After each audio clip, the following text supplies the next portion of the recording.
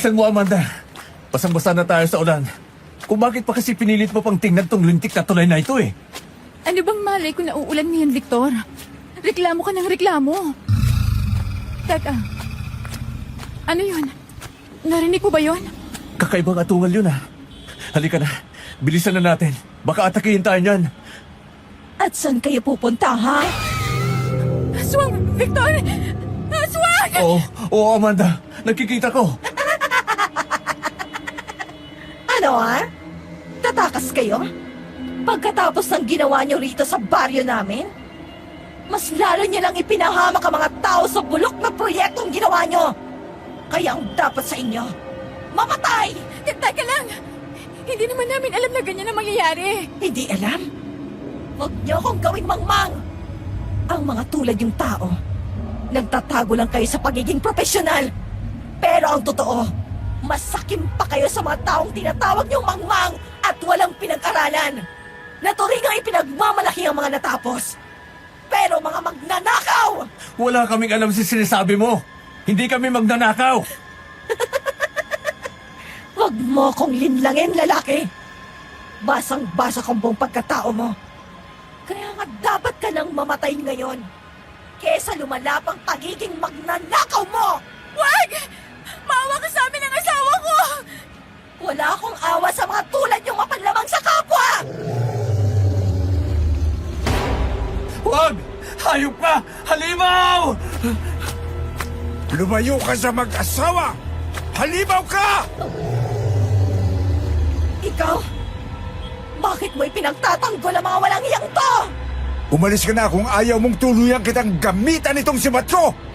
Babalikan ko kayong mag-asawa at itadamay na rin kita! Pakialam merong huwad na manggagamot!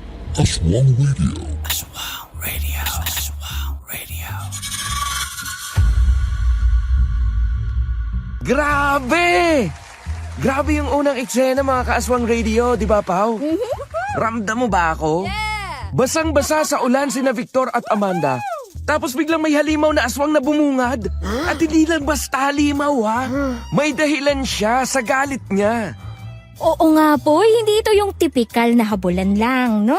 May laman yung mga linya ng aswang eh. Sinita niya yung kasakiman ng mag-asawa. Yung proyektong sinira daw ang baryo nila.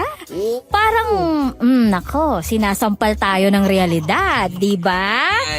Na minsan, nako, wag kang makarelate. Mas nakakatakot pa yung mga taong mapanlamang kaysa sa mga halimaw, poy. Tama, may halong moral conflict agad. Eh kung iisipin mo, baka hindi lang ito simpleng kwento ng aswang. Baka ito rin ay tungkol sa mga taong nababalot ng kasakiman.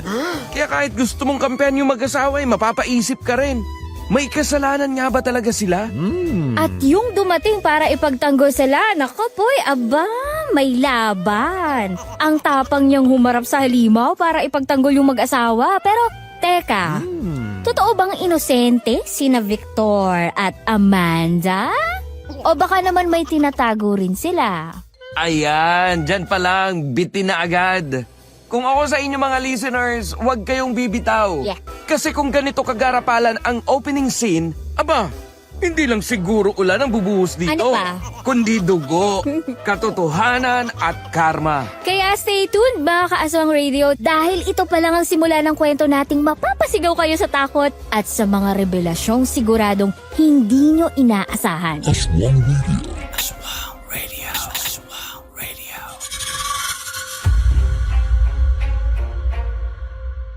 Mga taong kinaina ng kasakiman, hanggang saan nga ba ang kaya nilang gawin para sa hinahangad nilang sobra-sobrang pera at kapangyarihan? Sa mundong ginagalawa natin, madalas sinusubok ng pera ang pagkatao. Maraming nagsisimula sa simpleng pangarap, ngunit unti-unting nilalamon ng kasakiman sa pagnanais ng sobra, ng kayamanang walang hanggan at kapangyarihang walang limitasyon. Nakakalimutan nilang may mga bagay na hindi kayang bilhin. Dangal, tiwala, at kaluluwa. Kaya bago tayo magpadala sa tukso ng yaman, tanungin natin ang sarili natin. Hanggang saan natin kayang isuko ang kabutihan, kapalit ng pansamantalang kinang? Dahil sa huli, Ang taong piniling kainin ng kasakiman, siya ring unti-unting mauubos ng sarili niyang mga kagustuhan. Magandang araw po sa inyo, Paula and Popoy. Tahimik lang akong nakikinig sa channel ninyo. Hanggang sa isang araw natagpuan ko na lang ang sarili kong sinusulat ang sarili kong kwento. Ayaw ko sana dahil pakiramdam ko oras na marinig to ng ibang tao kung ano-anong pambabatikos o panghuhusga ang matatanggap ko. Pero ayos lang. Hindi nyo naman siguro malalaman ang tunay kong pagkakakilanlan. Itago nyo na lang po ako sa pangalang Amanda. 45 anyos. Nagsimula ang lahat ng bangungot sa buhay ko nang maging gahaman ang asawa ko sa pera. Parehas kaming kontraktor nung mga panahong yon. Gumuho ang isa sa mga proyekto niya sa Antique. Kaya naman kinailangan namin yung tingnan. Inaabot kami ng gabi at nabasa ng malakas na ulan. Hanggang sa isang aswang ang sumugod sa amin. Laking pasasalamat namin na tinulungan kami ng isang matandang lalaki at pinatuloy sa bahay niya. Yun pala, siya rin ang magiging mitsa sa mas matinding uno sa buhay naming mag-asawa na nagbuwis ng maraming buhay. Ano pa kasi ginagawa niyo sa labas? Gabi-gabi na. Napakalakas pa ng ulan. O siya, tumuloy kayo rito sa bahay. Maraming salamat po. Pati na sa pagligtas sa aming mag-asawa. Ano ba kasing ginagawa niyo sa tulay na yon? Mabuti at narinig kong may sumisigaw. Sumugod ako kahit umuulan. May mga aswang na naninirahan sa kabilang bahagi ng ilog. Naamoy siguro kayo? Pasalamat na lang siya at hindi ko dala ang baril ko. Siya sana ang pagpipista ng mga tao bukas, hindi kami. Tigil-tigilan mo nga ang kayabangan mo, Victor. Parang ang nabahag ang buntot mo kanina hindi ka nga makagalaw. Dahil alam ko wala akong laban kanina. Tinanggap ko na lang na mamamatay na ako. Hindi malabong ganun yung mangyayari sa'yo. Kung itutuloy mo pa mga ginagawa mo. Ang mabuti pa siguro magpalit na kayo ng damit ninyo. Masyado na kayong nilalamig. Pahiramin ko na lang kayo ng damit namin ng mag-asawa. Ano nga palang pangalan ninyo? Kayo ba yung mag-asawa? Opo. Ako po si Amanda at siya naman po ang asawa kong si Victor. Kayo po, ano pong pangalan niyo? Delfino. Ano nga ulit ang ginagawa niyo doon kanina? Hindi naman sana kami pupunta doon. Kaso nagpumili tong asawa ko na tingnan pa yung gumuhong parte ng tulay na ginawa namin eh. Kayo pala ang may gawa nun. Kaya siguro galit ang aswang na sumugod sa inyo. Lulubog kasi sila sa tubig kapag lalong bumilis ang pag-angat ng tubig doon. Mas mabuti na rin yun. Nang mamatay ng mga aswang na yan, wala naman silang magandang naiaambag sa lipunan. Wala silang ibang alam gawin kundi pumatay lang at kumain ng laman. Magawala silang pakinabang. Gaano ka naman nakasisigurong walang pakinabang ang mga tulad nila? Alam mo bang, ang iba sa mga aswang ay tagapangalaga ng kalikasan? Ang iba ay nakapagbibigay ng magandang kabuhayan. O kaya naman yaman. Po? Totoo po bang sinasabi niyo? Ayan ka na naman, Victor. Nakarinig ka lang ng yaman, automatikong nagpapantig ang mga tenga mo. Totoo naman yun, Amanda. Sa katunayan nga, may itinatagong yaman sa baryo na ito. Itinatago yon ng mga aswang. Saan po? Hahanapin ko. Ang mabuti pa yung magkape muna kayong dalawa. Kukuha lang ako ng mga masusuot ninyo. Ikaw talaga, Victor. Huwag mong sabihin naniniwala ka sa sinasabi ni Mang Delfino. Hindi totoo yun. Malamang kwento-kwento lang yun dito sa kanila.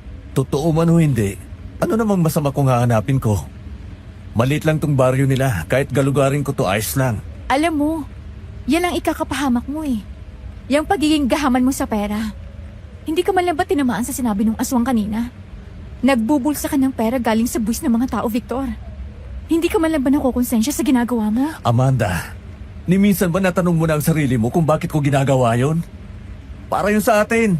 Para yun sa'yo. Sa magiging pamilya natin. Gusto ko kayong mabigyan ng magandang buhay. Masama na ba ako kung kinabukasan natin ang iniisip ko? Kahit para kanino pa yan, masama pa rin ang ginagawa mo. Mahiya ka naman. Pinaghihirapan niya ng mga tao. Nagpapakahirap silang magtrabaho tapos ikaw, ginagarapal mo lang yung bulsa. Para mo na rin sinasabing napupunta lang sa wala tong ginagawa ko eh. Hindi mo man lang ba ako ma-appreciate bilang asawa mong nagmamalasakit sa magiging pamilya natin? Victor, sumumpa ako sa simbahan. Sa harap ng Diyos na sasamahan kita sa hirap at ginawa. Kaya nga kahit malugmok tayo o maghirap, ayos lang. Basta ikaw ang kasama ko kasi mahal kita. Kaya hindi mo kailangan magnakaw. Ewan ko, Amanda. Mukhang seryoso ang pinag-uusapan ninyong mag-asawa. Ah, Eto na ang mga damit. Pagpasensyahan nyo na yan kung medyo luma na. ikaw na maunang maligo, Amanda. Baka lamigin ka lalo't magkasakit ka pa. Diretso ka na lang pagkatapos kumanan sa tabi ng kusina. Nandun.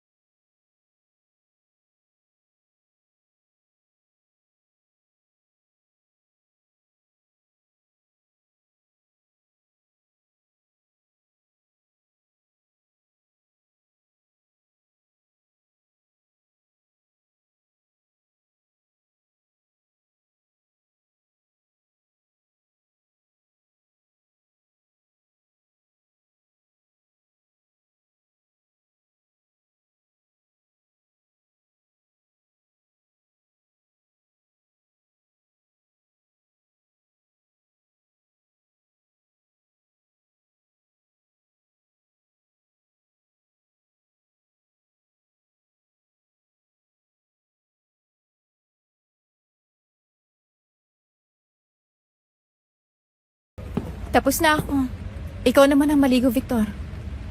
Mamaya na natin ituloy ang pag-uusap natin, Mang Delfino. Ginaganahan akong makinig sa mga kwento niyo eh. Ano ang pinag-uusapan niyo?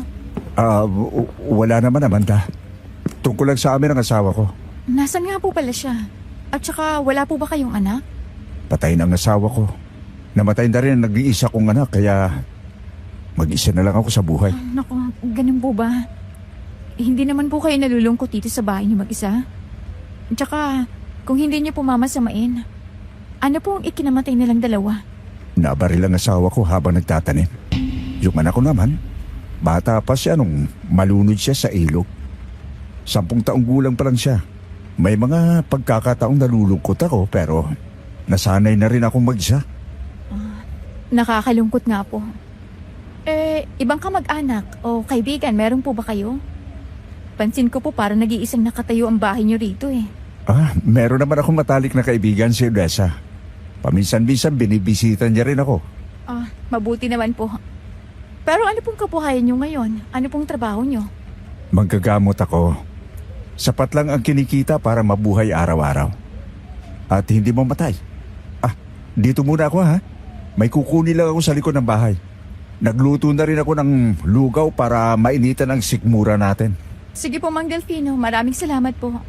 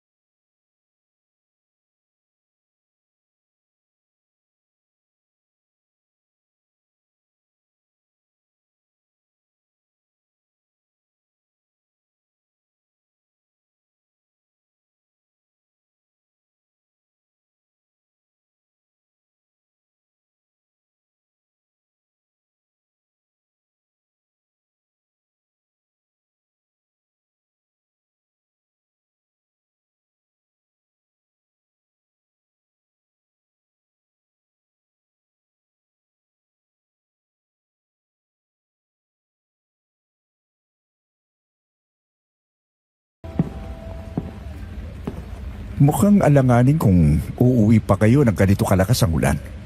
Ang mabuti pa, dito na kayo magpalipas ng gabi. Hindi po ba nakakahiya sa inyo? Niligtas niyo na nga po kami sa aswang tapos patutuloyin niyo pa po kami rito sa bahay niyo. Kung kaya ko namang tumulong, bakit hindi ba? May sakyan ba kayong dala? Meron ho. Iniwan namin doon sa malapit sa tulay. Hindi na rin namin naalala kanina. Wala namang kukuha nun. Balikan nyo na lang bukas ng umaga kung sakaling tumigil ang ulan. At nang makauwi na kayo. Sigurado po kayong ayos lang na makitulog sa inyo ngayong gabi? Oo, Amanda. Huwag kang mag-alala. O siya, maupo na kayo rito at kumain kayo nitong lugaw. Pasensya na kayo, ha? Kung yan lang din ang mapapakain ko sa inyo ngayon. Wala pong problema. Hindi naman kami maarte. Nanggaling din kasi kami sa hirap. Kaya naiintindihan namin kayo. Pero kung totoo nga pong alam niyo kung saan nakatago ang yaman dito, bakit hindi niyo na lang po kuhanin para hindi na kayo maghirap? Ha? Alam niyo po kung saan nakatago? Ibig sabihin po, totoo talagang sinasabi niyo? Oo. Alam ko kung nasaan.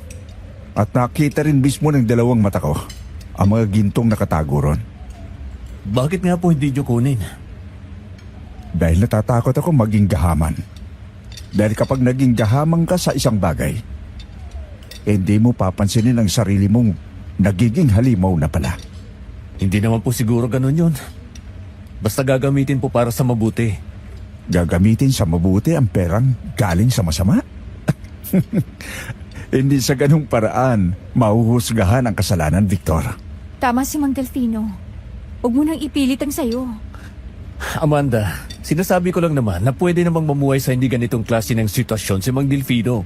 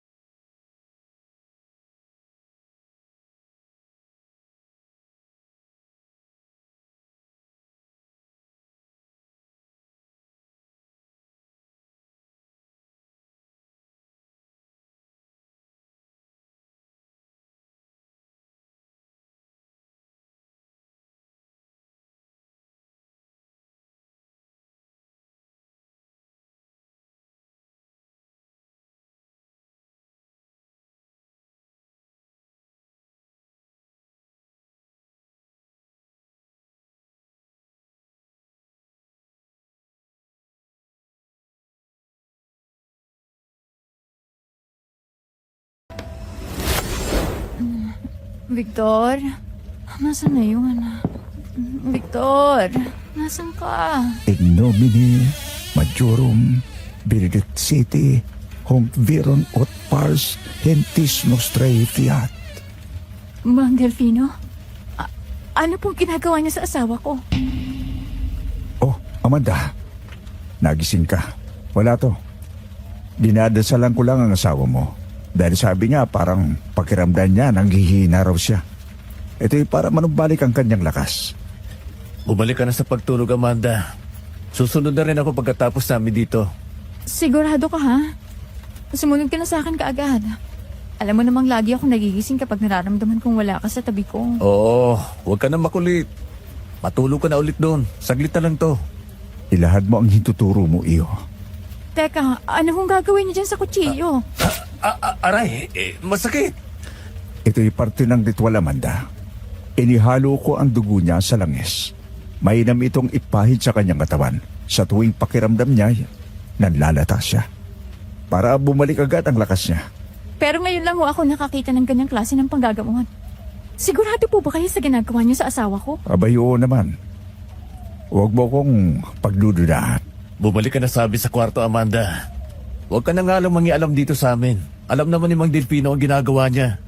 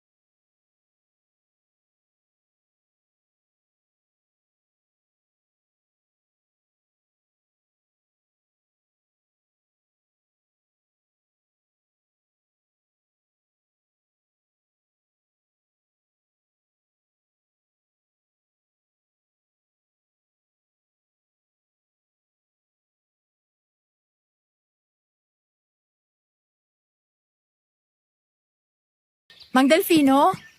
Nandyan na ba kayo? Sino ka? Anong ginagawa mo rito sa bahay ni Delfino? Teka po, ibaba niyo po yung kutsilyong hawak niyo. Hindi po ako masamang tao. Kung ganon, anong ginagawa mo rito? Bakit ka nandito? Kayo po ba yung kaibigan ni Mang Delfino? Si Odessa? Pinatuloy niya ho kami rito sa bahay niya kagabi. Dahil po sobrang lakas ng ulan. Kagigising ko lang po at hinahanap ko silang dalawa ng asawa ko. Hindi ko po sila makita. Saan naman pupuntang mga yon? Naisip ko po, baka po pinuntahan nila yung tinatago raw na yaman nitong baryo. Kagabi pa kasi nila pinag-uusapan yun eh. Alam niyo po ba kung saan yun? Yaman? Ay naku, ito talagang si Delfino. Tukso rin talaga siya kahit kailan. Halika, sundan natin. Mukhang alam ko na kung saan sila nagpunta. Totoo po ba yun? Hindi po ba gawa-gawa lang ang tungkol doon? Totoo rin naman. Hindi naman sinungaling ang kaibigan kong yon. Pero bilib ako sa asawa mo, ha? Ni hindi man lang nagdalawang isip na sumama kay Delfino. Hindi ba niya alam na delikado sa pupuntahan nilang yon? Po?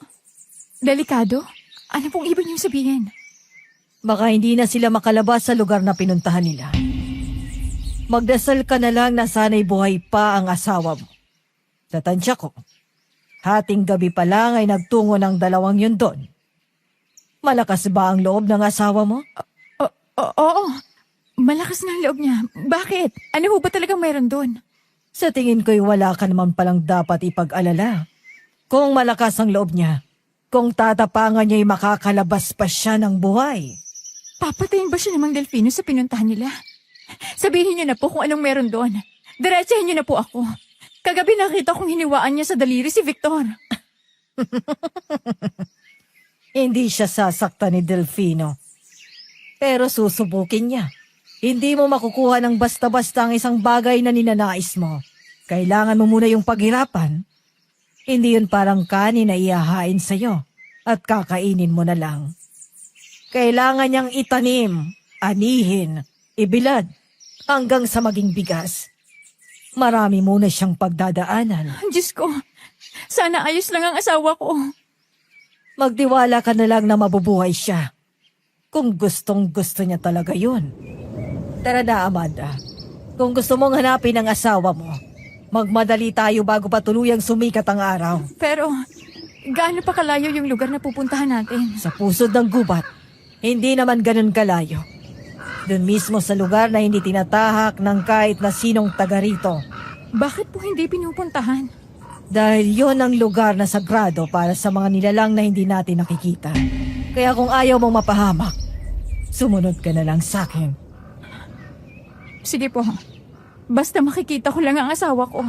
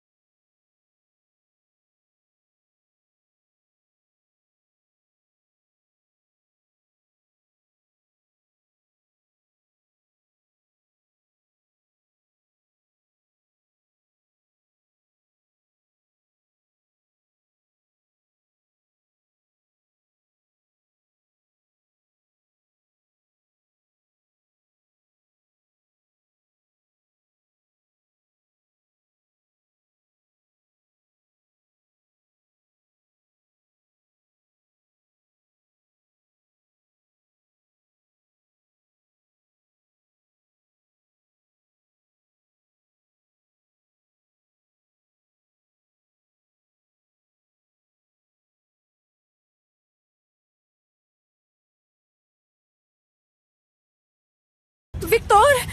Diyos ko, anong nangyari sa'yo? Amanda, nagtagumpay ako. Anong ibig mong sabihin? Nakamit ko na ang hinihiling natin. Ang yaman, ang kinabukasan natin, ang magandang buhay para sa magiging anak natin. Anak! Victor, wala pa nga tayong anak. At anong yaman ang sinasabi mo? Nasisiraan ka na ba ng ulo dahil sa pera? Walang yaman dito. Hindi mo palang nakikita. Pero darating yan. Binigay ko na ang lahat, Amanda. Nagsakripisyo ako para sa ating dalawa. Sakripisyo? Teka, anong sakripisyong sinasabi mo? Para saan? Ano ba talaga nangyayari sa'yo? Ang sakripisyo ng dugo at laman. Mang Delfino? Nasaan kayo kanina? Anong ginagawa niyo kay Victor? Huwag kang matakot, anak.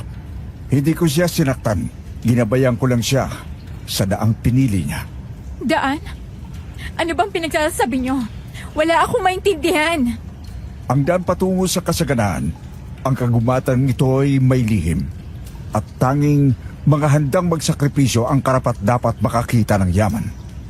Pero nasaan ang yaman? Wala naman ako nakikita. Darating din yun sa inyo sa tamang oras. Sa paraang hindi mo inaasahan. Hindi ko maintindihan ang sinasabi niyo. Bakit parang may kakaiba sa asawa ko? Kakaiba? Hindi, Amanda. Ako pa rin naman to eh. Yung lalaking pinakasalan mo. At ang lalaking mahal na mahal ka. Kaya ako nagawa to. Dahil ikaw ang iniisip ko. Gusto kong ibigay ang buhay na nararapat para sa'yo. Victor, umuwi na tayo. Tama na to. Huwag kang umiyak, mahal. Basta lagi mong tatandaan na ikaw ang dahilan ng lahat ng ito.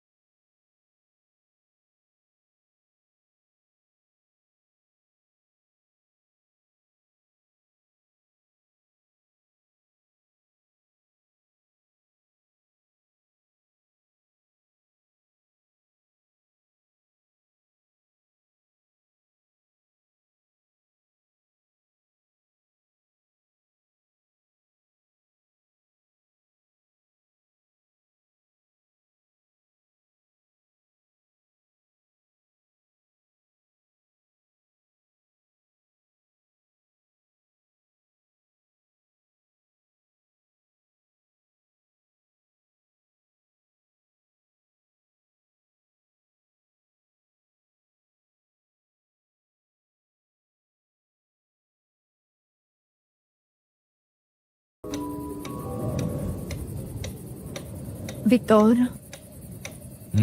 gising ka pa ba? Bakit? Saan ka ba laging nagpupunta gabi-gabi? Napapansin kong nawawala ka sa tabi ko. May inaasikaso lang ako sa site. Anong site? Hindi ba sinabi mong wala ka ng kontrata? Hindi ka na tumanggap? Oo. Nag-resign na ako. Pero may inaasikaso lang akong personal. Personal? Gaano ka personal yan na hindi ko dapat malaman? Naglilihim ka na ba sa akin, Victor? Hindi naman sa naglilihim ako sa'yo, mahal. Sasabihin ko rin naman sa'yo, pero hindi pa ngayon. Kung ano man tong ginagawa ko, ito'y mga bagay na makakatulong sa atin. Hindi ko na kailangan magtrabaho, Amanda. Simula na makauwi tayo galing Antique, tuloy-tuloy na ang pasok ng pera sa atin. Tuloy-tuloy? Saan galing? Basta, may mga taong nagbabayad sa atin. Mga lumang proyekto lang na ngayon lang naayos. Victor, wag mo akong niloloko. Wala ka ng proyekto. Alam kong wala ka ng inaasahang pera ngayon. Lalo na't wala ka ng tinatrabaho. Kung ayaw mong maniwala, edi huwag. Pero huwag ka nang masyadong maraming tanong. Hindi ako mapapalagay hanggat hindi mo sinasabi sa akin kung anong ginagawa mo at kung anong nangyayari sa'yo.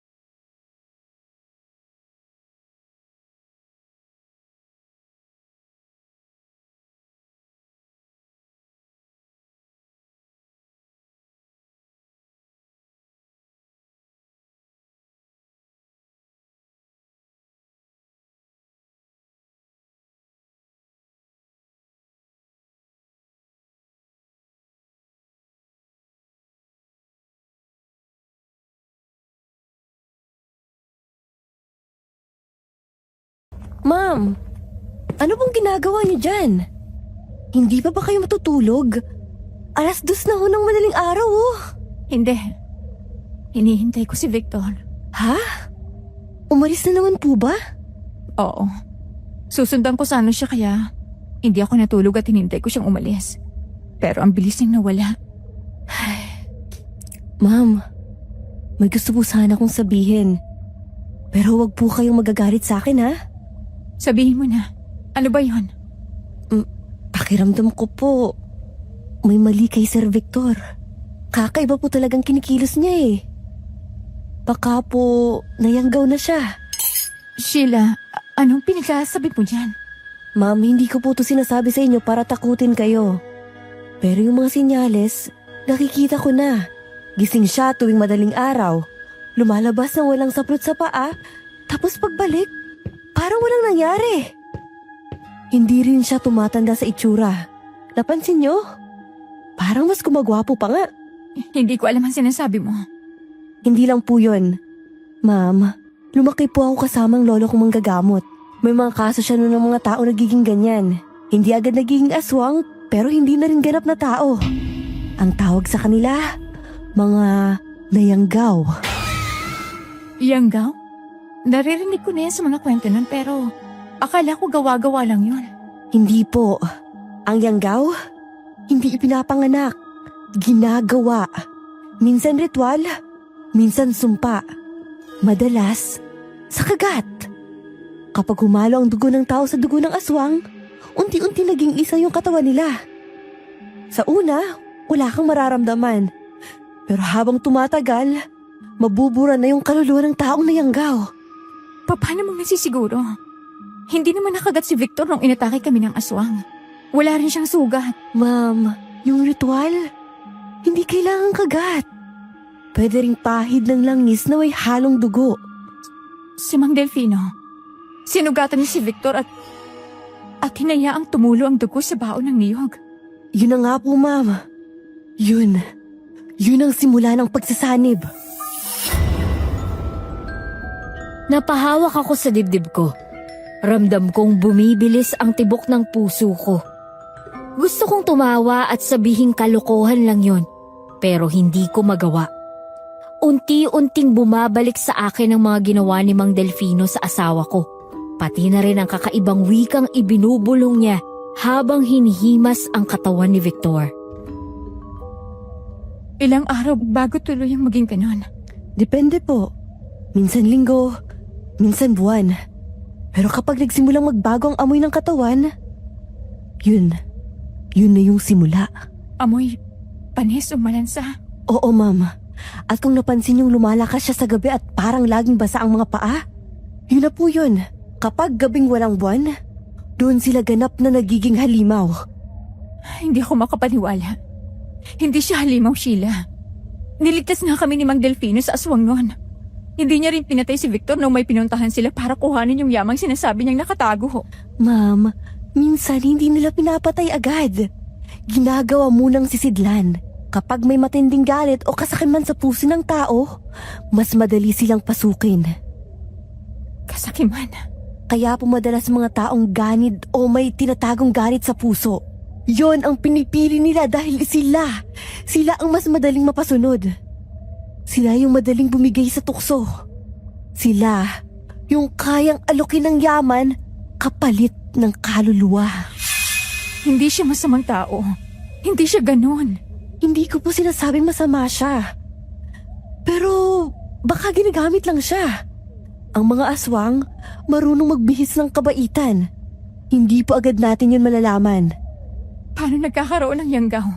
Noong panahon pa ng mga ninuno, ma'am, may mga albularyong humaharap sa mga halimaw. Pero yung iba, natukso sa kapangyarihan. Gusto nilang matuto ng mga kakayahan ng mga aswang. Bilis, lakas, at kakayahang makakita sa dilim. Kaya may ilan na nakipagkasundo. Pinaghalong dugo ng tao at aswang ang nilalagay sa langis. Tapos ipapahid sa balat. Yun ang unang hakbang. Kaya pala yung mga langis ni Mang Delfino. Iba-iba yung kulay. Opo, ma'am. At sobrang lakas ng amoy nun. Nakakasulasok. Diyos ko, Kapag tuluyan ng magbago ang katawan, yung mata nila ang unang nagbabago. Minsan pula, minsan dilaw pero bihira. Minsan kulay abo. Pero yung nakakatakot, hindi mo makikita sa labas. Nasa loob.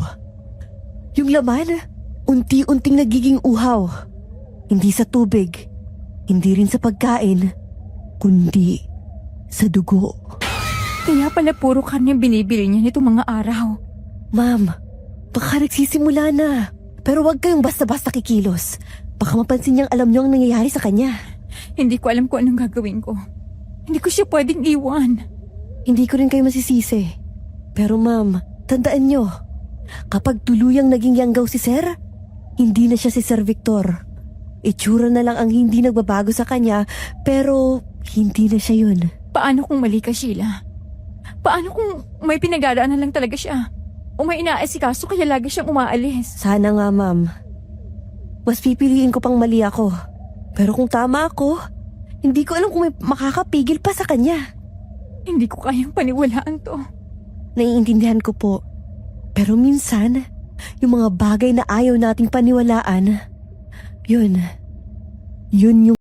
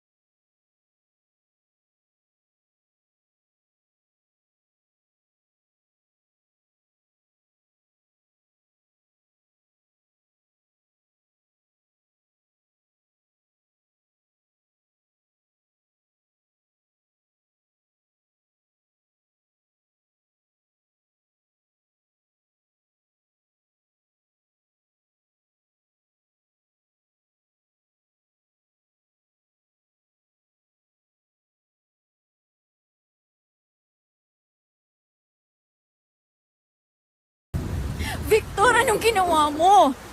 Sagutin mo ako.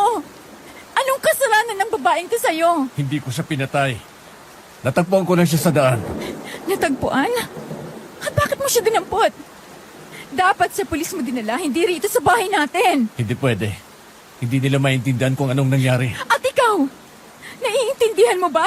Hindi mo na kailangang malaman, Amanda. Hindi ko na rin kailangang pang ipaintindi sa'yo.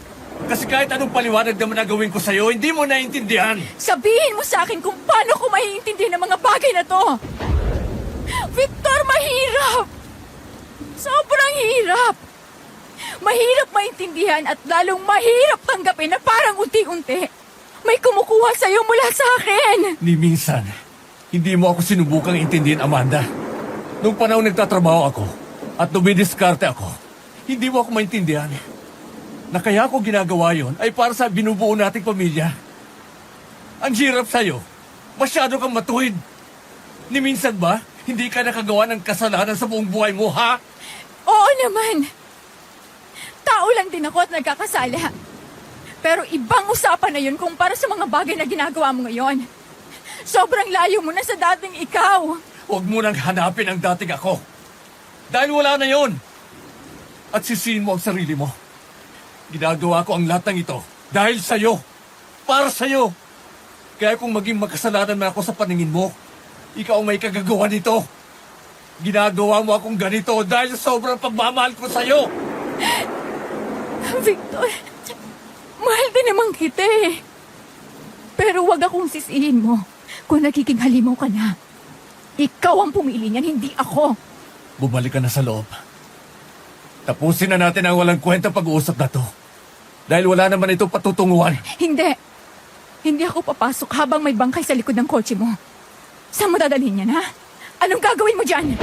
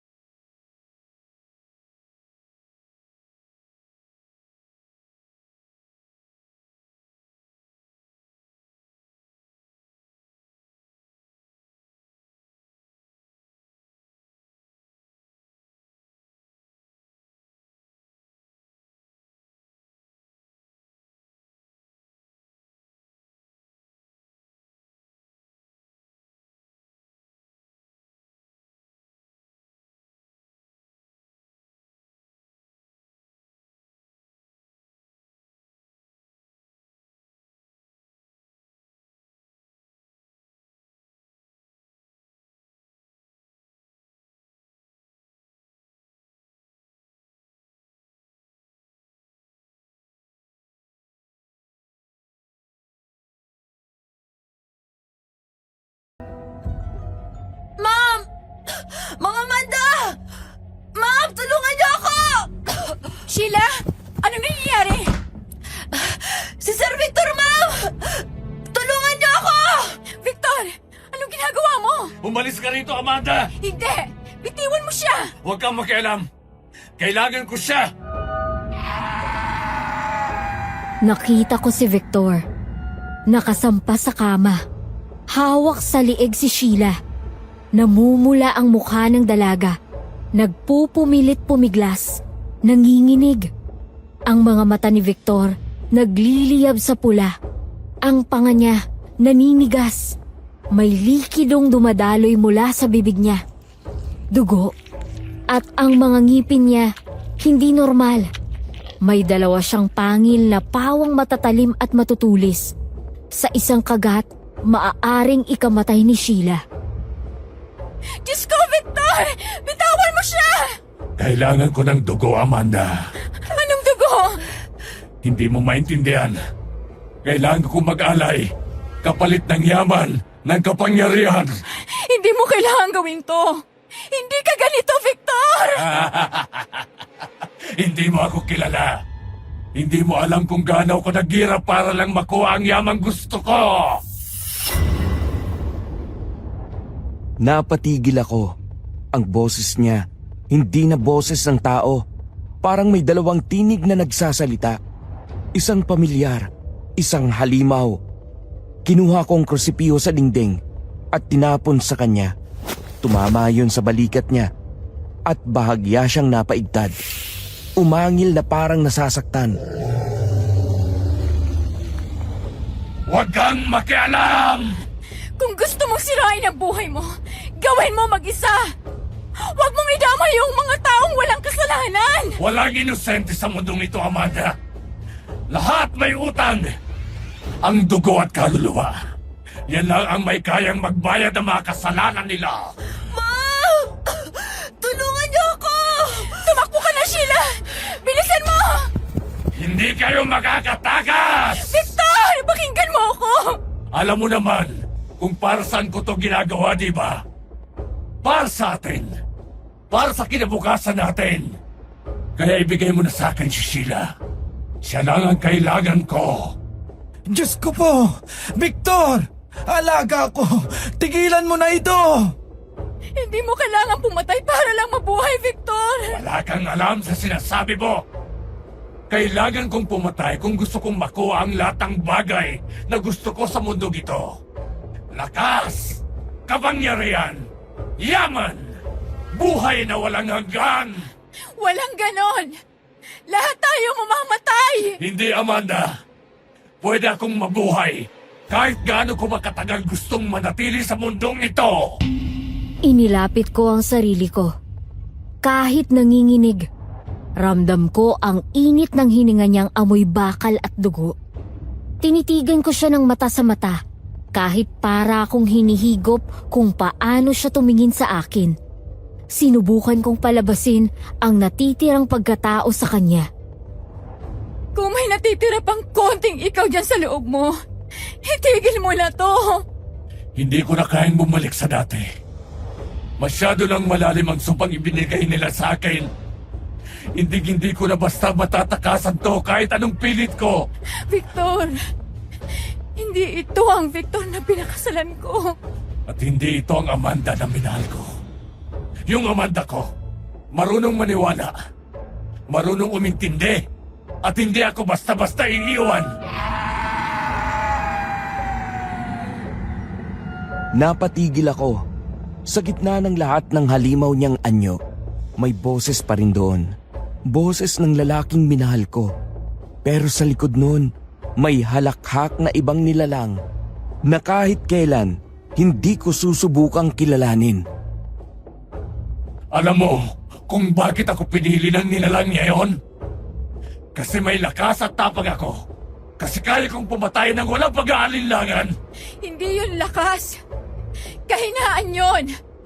Dahil pinili mong maging alipin ng kasamaan kaysa lumaban at maging patas. Hindi ako alipin! Sariling gusto ko ang sinusunod ko! Kung sarili mong kagustuhan, bakit sinusunod mo ang gusto nila kung ganon? Bakit kailangan mo pang pumatay? Dahil doon ako nabubuhay. Sa dilim, walang uusga sa'yo. Sa dilim, may kapalit ang lahat. Kapalit ng kaluluwa mo. Amanda, sana naiintindihan mo. Ginawa ko to para hindi ka magutom. Para hindi tayo mawala ng magandang buhay. Para hindi tayo pagtawanan ng mga taong mayaman at malaitin. Kaya mo akong patayin. O ang kahit sino pa. Para lang hindi ka pagtawanan. Kung yun ang kailangan, Hindi ko alam kung halimaw ko o asawa ko pa rin. Pero kung pipiliin mong manatili sa dilema, ako na mismo ang magiging liwanag na susunog sa'yo. subukan mo, Amanda. Dahil kahit anong gawin mo, parte ka na ng dugo kong ito. Hindi ko alam kung paano ko nagawang hindi umatras. Tumulo ang luha ko habang tinititigan ko siya. Hinawakan niya ang mukha ko. Mainit na ang palad niya. Parang may nag-aapoy sa ilalim ng balat. Sa pagitan ng luha ko, nakatitig ako sa kanya. Sa lalaking pinakasalan ko. Sa halimaw na kaharap ko. Ang bawat sinasabi niya parang tinik na tumutusok sa puso ko. Sa labas, humampas ang malakas na hangin. Magkaharap kaming dalawa. Siya, may mga matang naglalagablab sa dilim. Ako, may luhat takot na pilit kong isinisiksik sa lakas ng loob. Walang kumikilos. Wala ni isa sa amin ang gustong bumigay. At doon ko lang naisip, hindi na halimaw si Victor. Isa na siyang sumpa. At ako, ang susunod niyang ihaharap sa dilim. Walang gumagalaw. Ang katahimikan sa pagitan namin parang tanikala na humihigpit sa liig. Sa bawat paghinga niya, ramdam ko ang pagod, galit at kung ano pang halimaw na kumakain sa kanya sa loob. Victor! Ano? Wala ka na bang sasabihin? Kung ganon, ibigay mo na sa akin, Sheila! Paano ba tayo napunta sa ganito? Masaya naman tayo dati, di ba? Wala nang patutuguan to, Amanda! Tumingin ako sa mga mata niya. Sa ilalim ng pulang lagablab, may kung anong hinanakit. Parang batang humihingi ng tulong, pero natatakpan ng kapal ng kasalanan. Hindi ko alam kung saan ko hinugot ang lakas, pero kailangan kong sabihin ang natitira kong pag-asa para bumalik siya sa dating siya. Buntis ako, Victor! Ano? Anong sinabi mo? Buntis ako. Magkakaanak tayo. Pero hindi ko hayaang lumaki ang anak ko na may halimaw na ama. Bigla siyang napatigil. Ang halimaw sa mukha niya natigilan. Dahan-dahang bumaba ang balikat niya. At ang apoy sa mata unti-unting kumupas. Sa sandaling yun, nagbago ang mukha niya. Mula sa galit, naging gulat. At mula sa gulat, naging sakit. Parang tinamaan ng bala ang puso niya sa bawat salitang binitawan ko. Nawala ang lakas sa tuhod niya. Napasalampak siya sa sahig. Hawak ang ulo. Humahagulhol na parang batang nagising mula sa masamang panaginip. Anak? Hindi. Kaya kung pipiliin mo pa rin pumatay, kung pipiliin mo pa rin manira ng buhay, mas mabuti pang mawala ka na lang sa amin.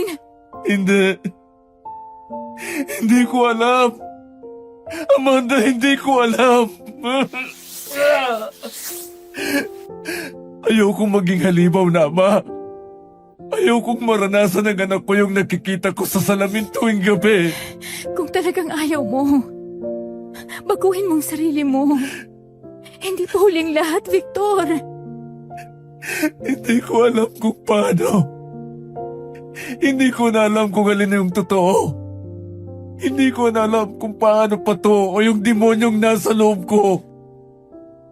Dahan-dahan akong lumapit sa kanya. Sa unang beses, hindi ako natakot. Sa halip, naawa ko. Nakita ko sa harap ko ang lalaking minsan kong minahal.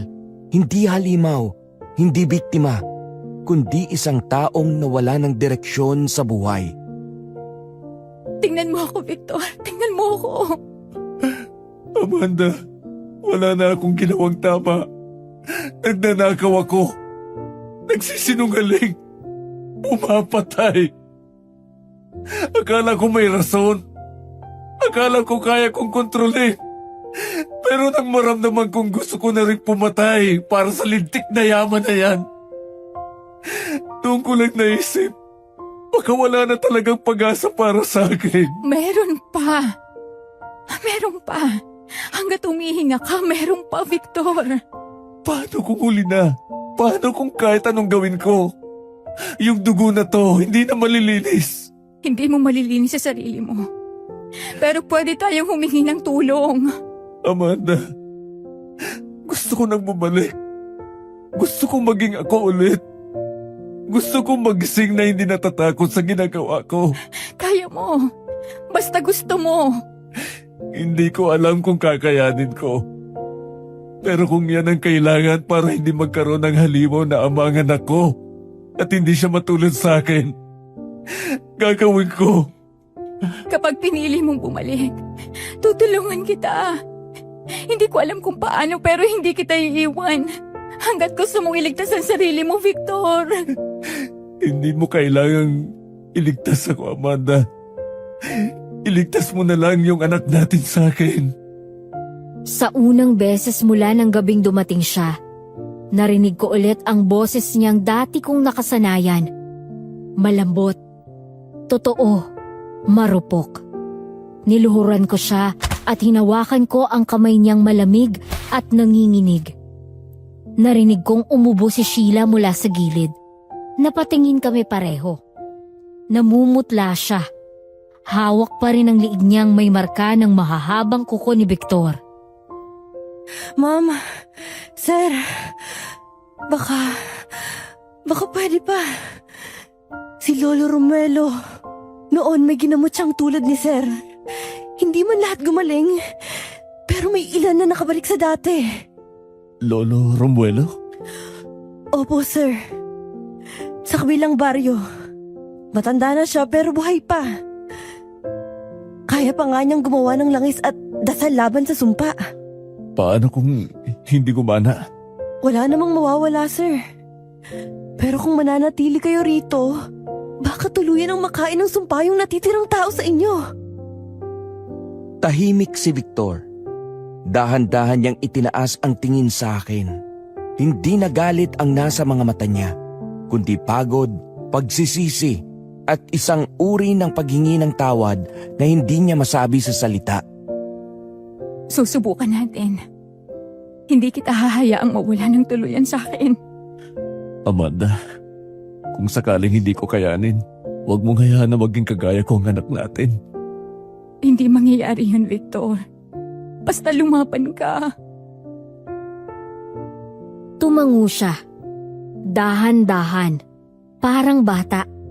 Inabot niya ang kamay ko at sa unang pagkakataon, hinawakan ko ulit siya ng walang takot. Ang lamig sa balat niya, unti-unting nawawala.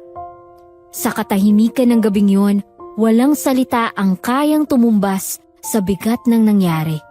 Pero sa gitna ng lahat ng sugat, naroon ang pag-asa. Manipis, mahina, pero totoo. Amanda, salamat. Huwag mo muna akong pasalamatan. Gawin mo munang totoo yung sinabi mong magbabago ka. Hindi na ako magnanakaw. Hindi na ako papatay. Hindi na ako magiging halimaw. Ma'am, umaga na lang tayo umalis. Mahina pa siya. Oo, Sheila. Salamat. Hindi ko alam kung anong naghihintay sa amin sa umaga.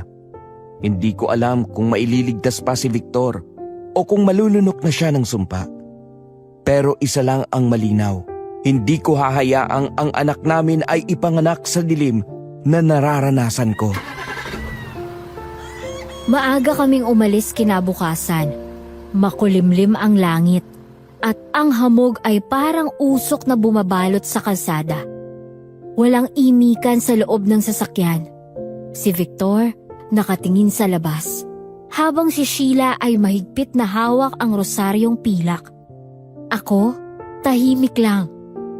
Nagmamasid sa mga bundok na tila may lihim na itinatago. Habang papalapit kami sa bahay ng lolo ni Sheila, mas lumalalim ang gubat.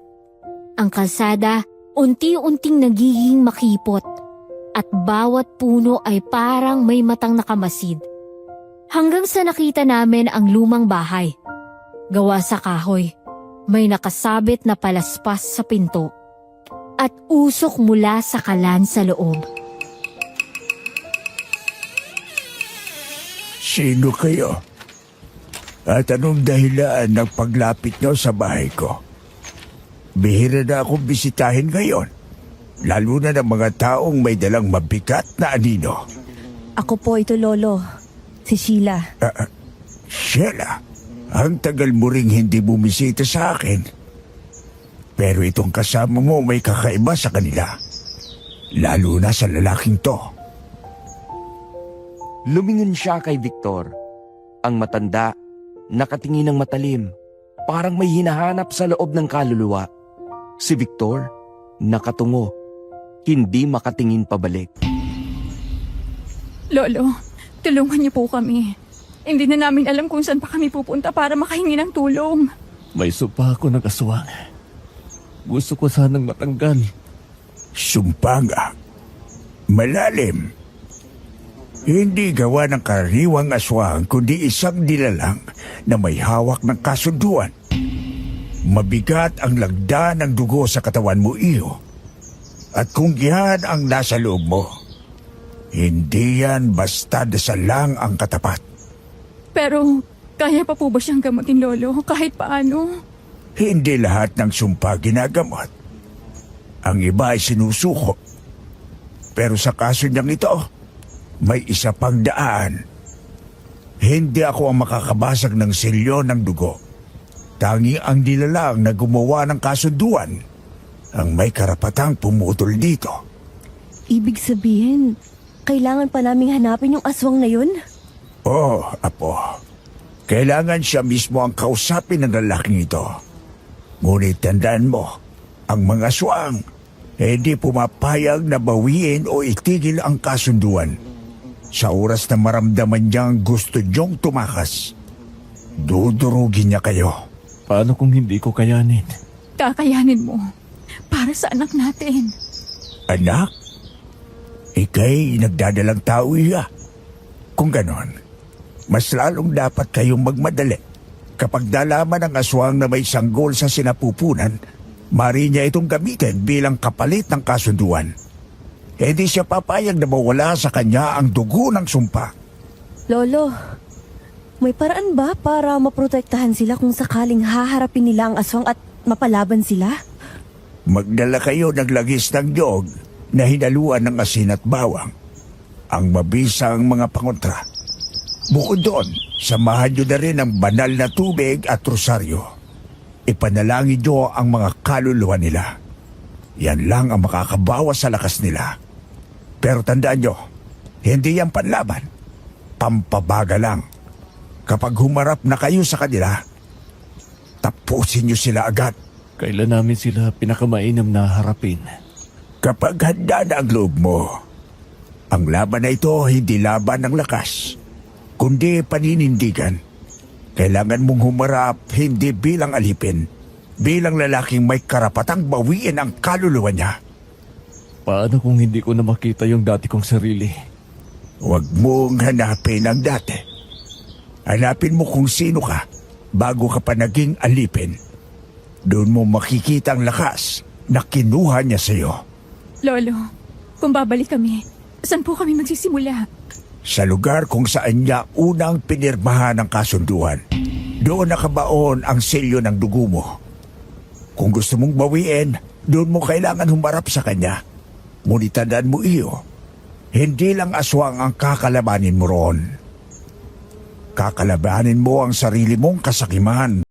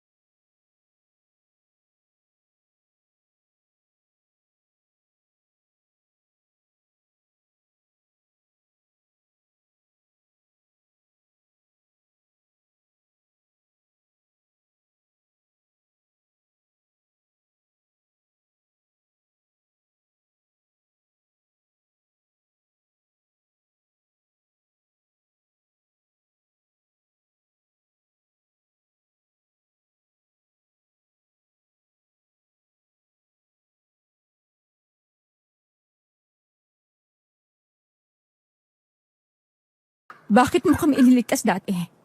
Nung gabing umuulan. Bakit mo pa kami tinulungan kung ikaw rin pala yung isang aswang? Ikaw ang dahilan ng lahat ng nangyayari sa asawa ko.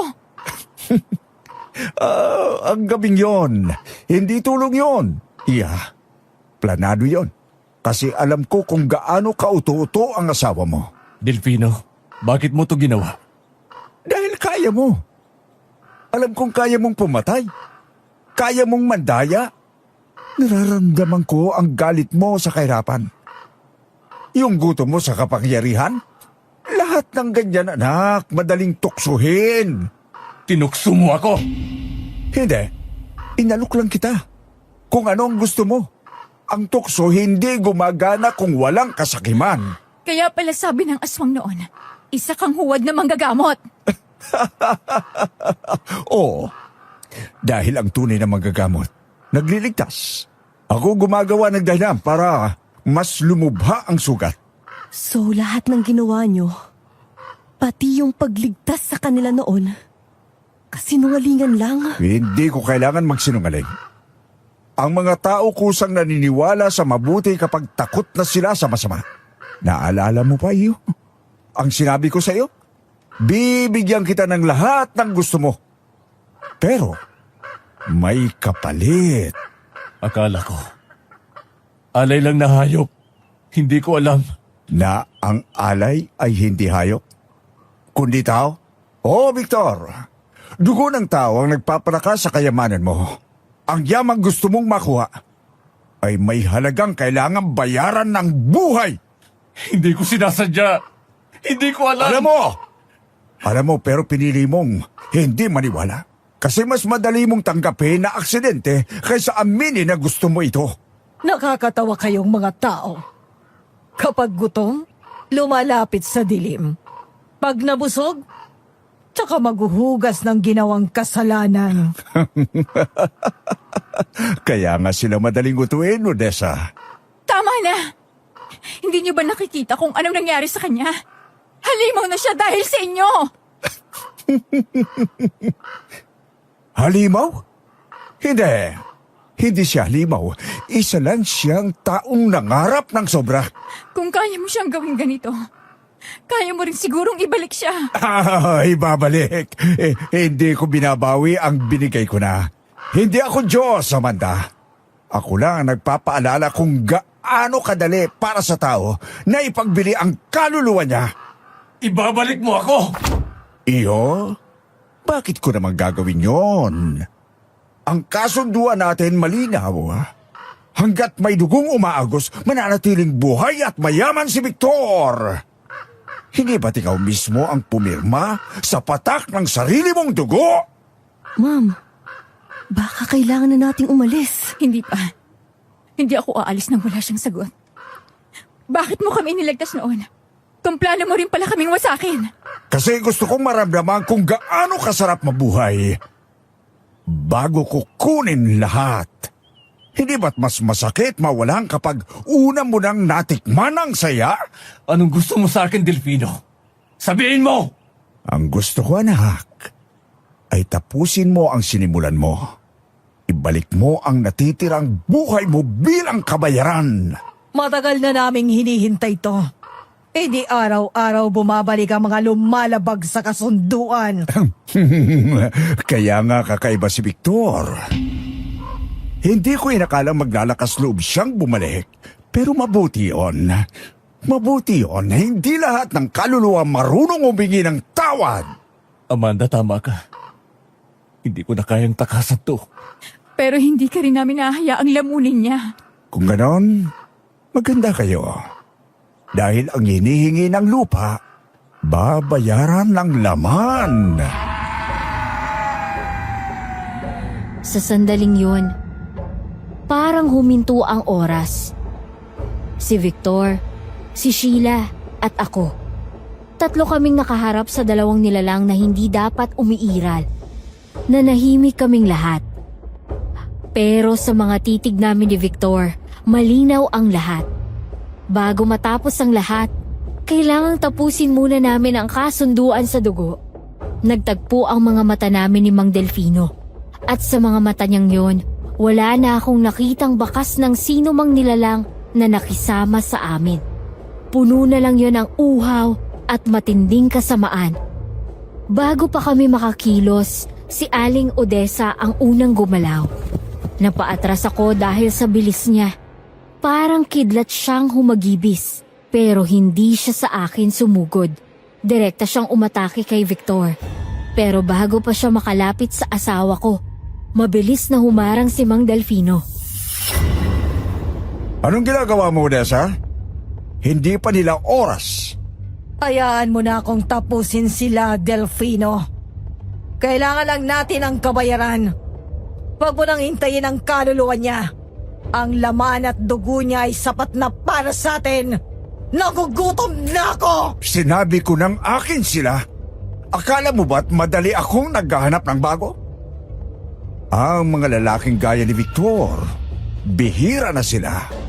Lubos-lubusin mo na ang kabayarang ibibigay niya bago ka mag-demand ng iba. Hindi na ako makapaghihintay. Ang kasunduan natin. Kapag nakalasap na ng takot ang mga tao, wala nang pipigil sa atin. Nagdududa na ako sa'yo, Delfino. Pinoprotektahan mo pa ba ang taong to? Hindi ko siya pinoprotektahan. Tinutupad ko lang ang kasunduan. Walang sino man ang makakagalaw sa kanya hanggat hindi pa niya sinasabi ang huling salita niya. Maghintay ka lang. Ang sigaw ni Delfino ang nagpadagdag sa takot.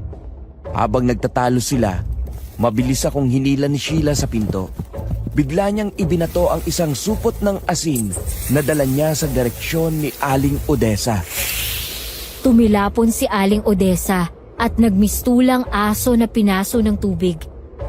Ang kanyang mukha ay biglang nagbagong anyo. Mula sa isang matandang babae, nagmistula siyang halimaw na may malalaking mata at dilang nakalawit. Pero ang tanging nakita ko ay ang kanyang mga kamay na biglang naging parang kuko ng agila. Galit siyang bumaling sa amin. At sa mabilis niyang paggalaw, mabilis siyang naglaho sa paningin ko. Pero naramdaman ko ang paglamig ng hangin sa aking likuran. Bumaling ako at nakita kong nakaangat na ang kanyang mga kuko. Nakatuto kay Sheila na walang kamalay-malay. Bago pa ako makasigaw, nagbigay na ng matalim na amoy ang hangin. Si Sheila pala.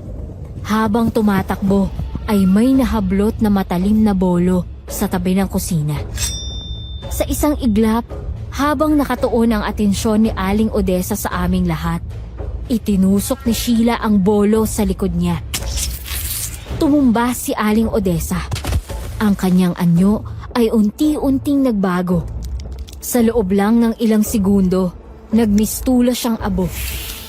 Ang naiwan na lang ay ang damit niya at ang duguan na bolo na nakabaon pa rin. Tila wala na siyang buhay. Sa puntong yon, alam kong wala na kaming ibang kalaban kundi si Mang Delfino.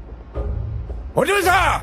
Sino nagbigay sa inyo ng karapatang pumatay ng isa sa amin? Hindi ko kayo papayagang gawin sa lahi namin yan.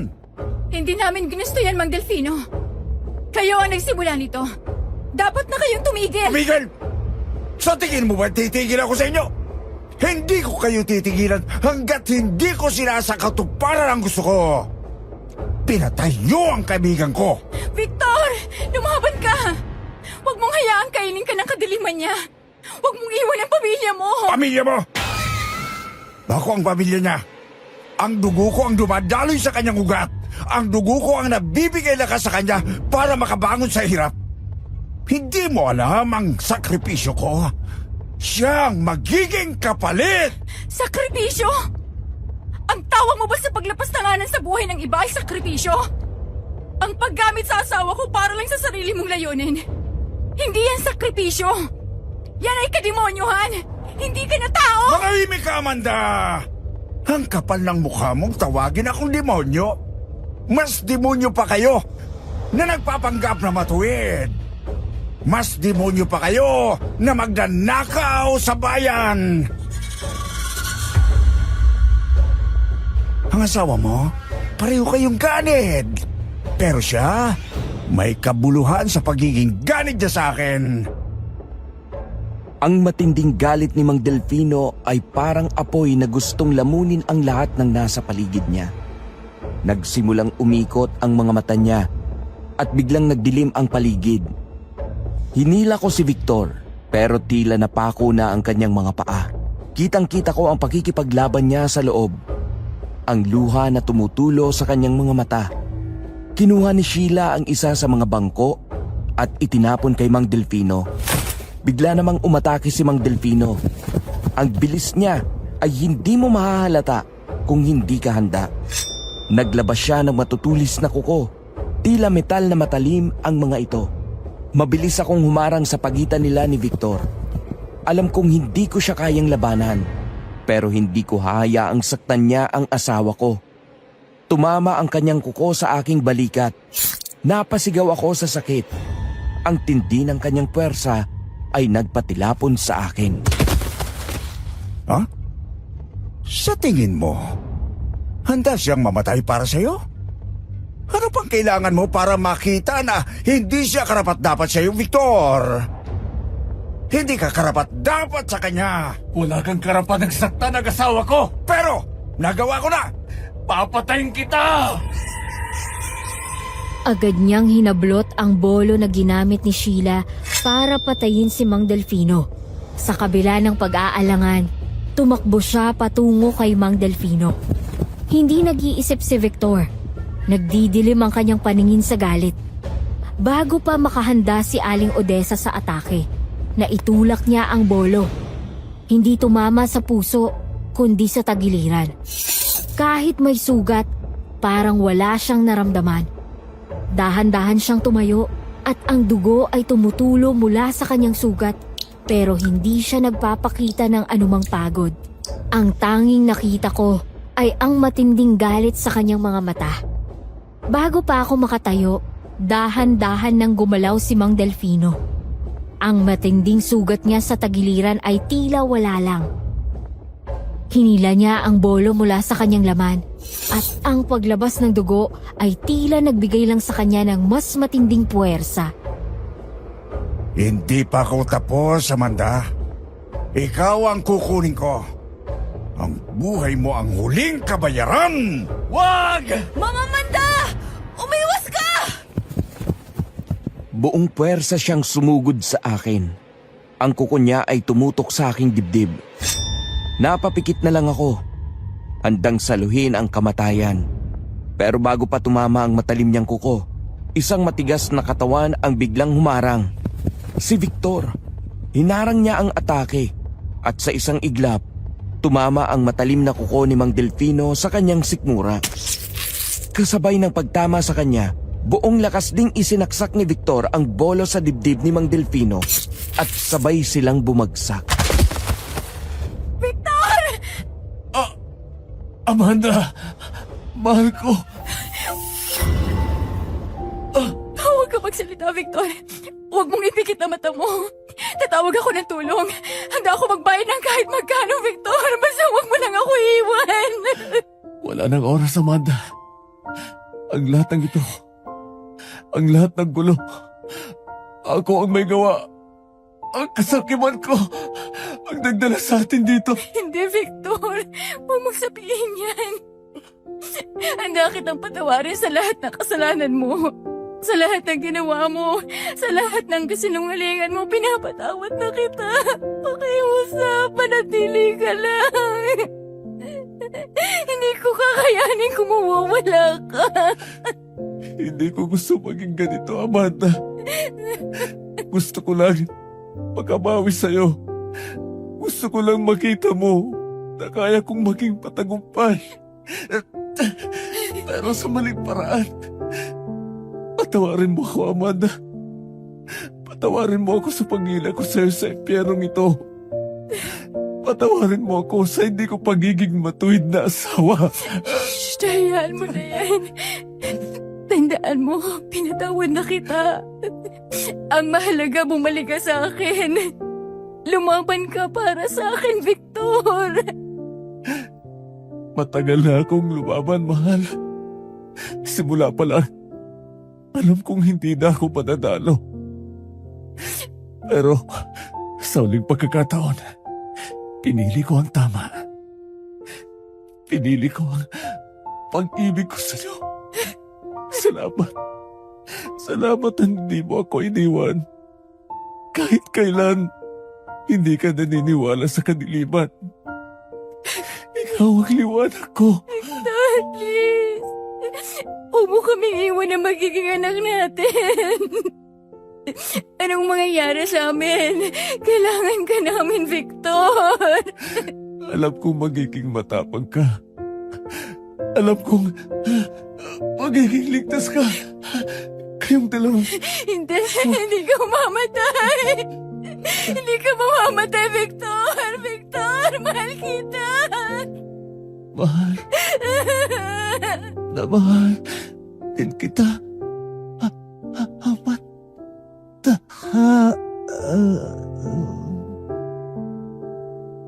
Ang hininga ni Victor ay unti-unting humina.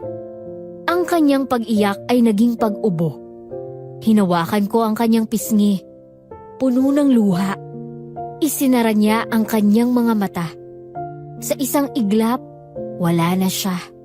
Wala na akong pakialam sa sugat ko. Ang tanging naramdaman ko ay ang sakit ng pagkawala ni Victor. Pagkaraan ng maraming taon, natutunan kong may mga sugat na hindi kayang pagalingin ng panahon. Pero maaari mong tanggapin bilang paalala kung gaano ka naging matatag.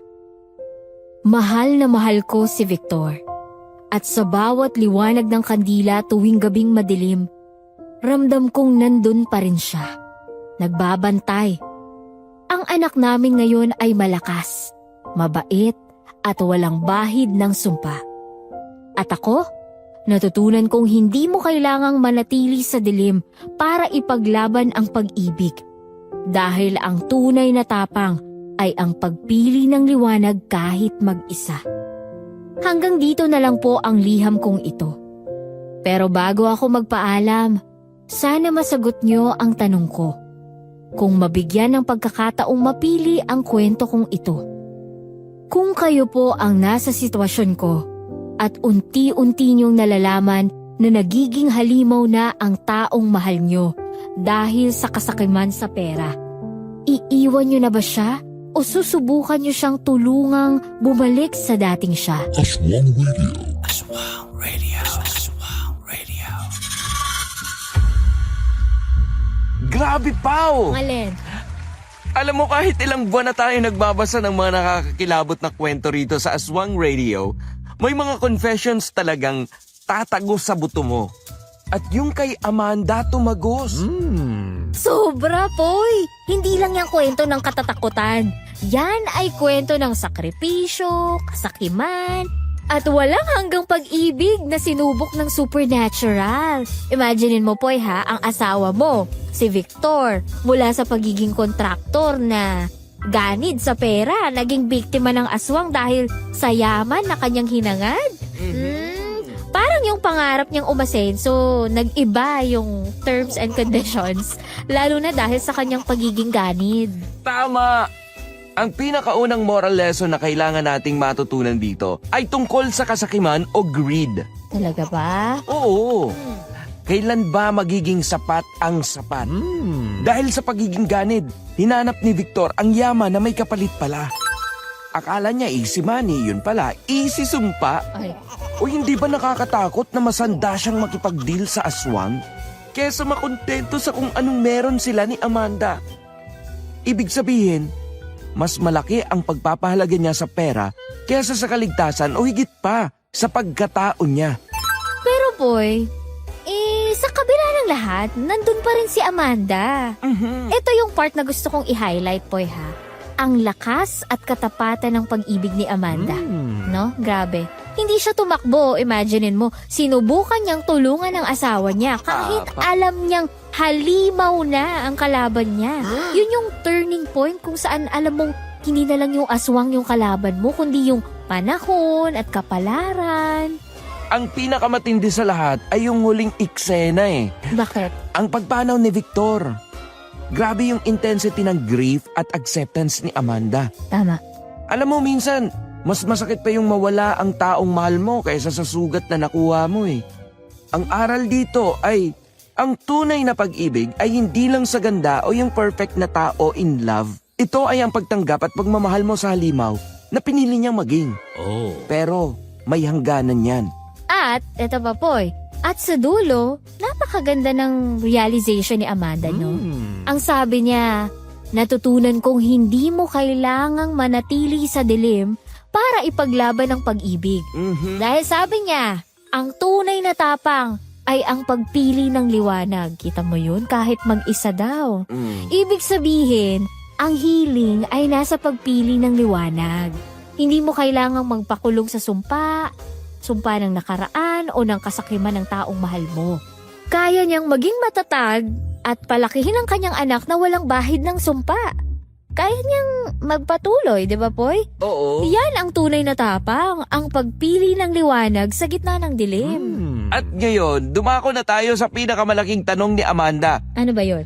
Ang tanong na hindi lang sumasalamin sa kanyang sitwasyon, kundi sa lahat ng may relasyong nasusubok. Kung kayo po ang nasa sitwasyon ko at unti-unti niyong nalalaman na nagiging halimaw na ang taong mahal ninyo dahil sa kasakiman sa pera, iiwan niyo na ba siya o susubukan niyo siyang tulungang bumalik sa dating siya? Poy, ikaw muna. Kung ikaw si Amanda, iiwan o tutulungan? Well, sa umpisa bilang si Popoy, susubukan ko siyang tulungan. Bakit? Ah, Oo. Dahil yung pag-ibig mo, hindi yan basta-bastang mawawala. Lalo na kung may pinagsamahan kayo. Ang unang instinct ay ang ibalik siya sa dating siya. Hahanap ako ng Lolo Romuelo o Albularyo kahit saan. talaga? Pero kapag nakita ko na yung halimaw ay mas malakas pa sa pag-ibig ko at nakikita ko na nilalagay niya sa panganib ang buhay ko at ng anak namin, iiwan ko na siya. Ang rason, ang pag-ibig ay hindi self-destruction. Ang pag-ibig ay dapat safe haven, hindi war zone. Dapat mong iligtas ang sarili mo bago pa kayo tuluyang lamunin ng dilim na dinala niya. Ako naman, Poy, kung ako si Amanda, masasabi kong depende sa degree ng pagiging halimaw. Alam mo yon? Sa kwento ni Amanda, kitang-kita mo yung yung pagsisikap niya. Oh, yes. Hinawakan niya ang kamay ni Victor. Minahal niya ito hanggang sa huling hininga. Kaya't masasabi kong tutulungan ko muna katulad ng ginawa niya, pero ang pagtulong ay may expiration date. Lalo na kung yung taong tinutulungan mo ay wala ng pag-asa at pinili na ang dilim. Napoy, sa puntong naging physical threat na siya o kapag alam mong wala na siyang kaluluwa na babalikan, maybe dun ko na siya iiwan. Pero hindi yung iiwan na galit ha, kundi yung iiwan na may acceptance at kapayapaan para iligtas ang sarili mo. Kaya't ang sagot ko ay tutulungan at lalaban pero may hangganan. Kaya ngayon, mga kaaswang radio, kayo naman, alam ko masisipag kayo sumagot, di ba, Poy? Anong sagot nyo sa tanong ni Amanda? Iiwan nyo ba siya? O susubukan nyo siyang tulungan? At bakit? At ano ang inyong natutunan o insights sa kwentong ito? Sige nga, i-comment nyo na yan. Gusto naming malaman ang inyong saloobin. Hanggang dito na lang din kami. Hanggang sa susunod na kwento. Ako si Popoy na nagsasabing, pwede mo kong gawing midnight snack. Pero dapat, ako ang unang kakagat. At ako naman si Paula na nagsasabing, hindi ako nangangain, maliban na lang kung ikaw ang uulamin. At ito ang Aswang Radio. Aswang Radio, ang radyo ng mga aswang. Halina't makinig.